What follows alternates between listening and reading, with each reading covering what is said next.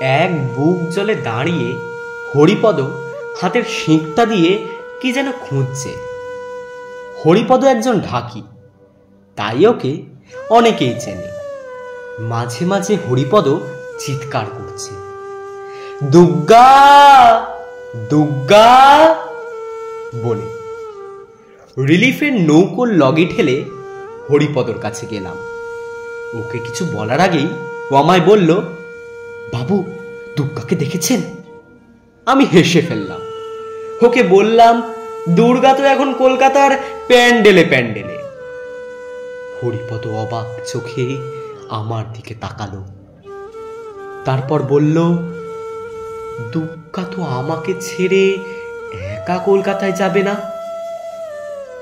এবার আমার অবাক হবার পালা।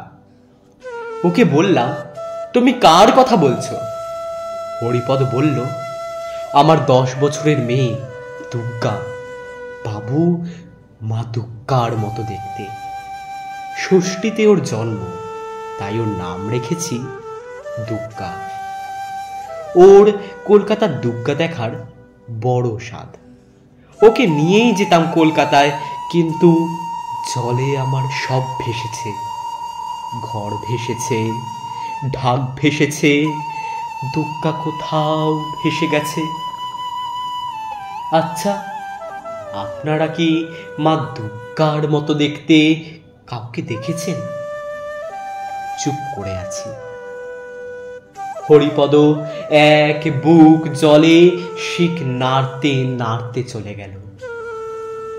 রিলিফের কাজ সেরে বাড়ি ফিরছি।